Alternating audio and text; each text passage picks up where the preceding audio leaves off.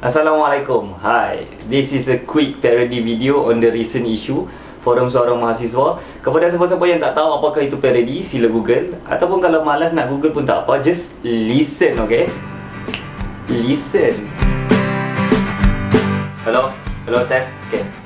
I have one question. Listen. I didn't even start. Listen. But I haven't. Listen. Just a second. Listen. Listen. Listen. Listen. Listen. Listen. Listen. Listen. Listen. Okay. Did I give her respect? Did I? Of course I did. I shook hands with her. You see, when you shake hands with somebody, that means you respect them, even though you did not let them finish their question. Do you know what is the difference between you and me? We have no difference. You and me are the same person. Kita mana ada bajet nak ambil pelakon. Jangan gelak. Jangan gelak. Jangan gelak. Senyum? Okay, senyum tak apa. Okay. So what was the question again? That's why I haven't finished my question. You dah mana? Let me speak. Listen. Jangan sampai aku bilang pakai tasbih. Ini infinity ni. You must understand what is democracy.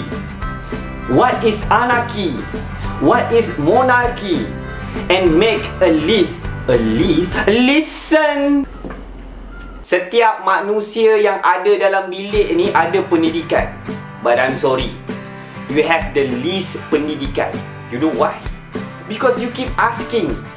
And by asking, that means you don't understand well.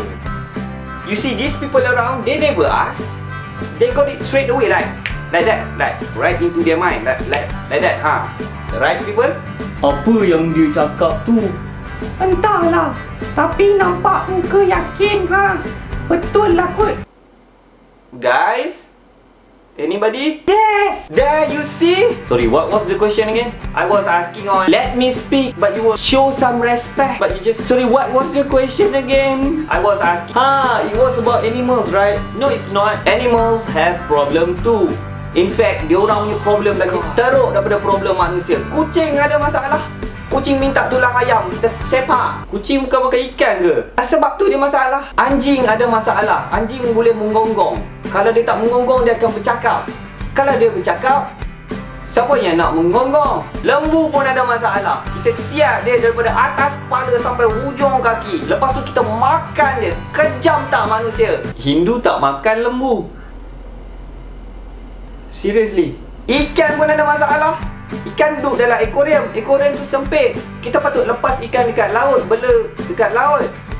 Semua orang boleh jadi tuan kepada ikan yang sama. Kemudian kita ada burung. Kita ikat burung. Mungkin bukan burung kita. Kita ikat burung orang lain. Kemudian sakit lah kot bunyi macam tu. Tapi awak tahu tak ikan apa yang paling banyak masalah? Ikan jerung. Salah, tu skema lama. Habis tu ikan bawal. Bawal mana? Bawal ni.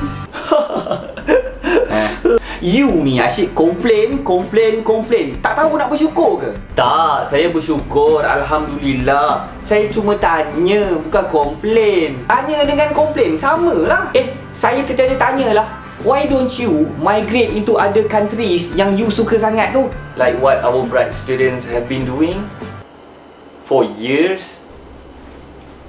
Have you ever thought why a lot of our bright students and overseas students do not want to come back and serve the country? 3 reasons. Number 1, job prospect and money.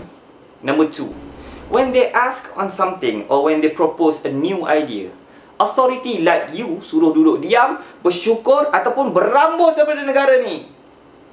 So they left. Nombor 3. Nombor 3. Burung dekat overseas tak bunyi macam tu. Mari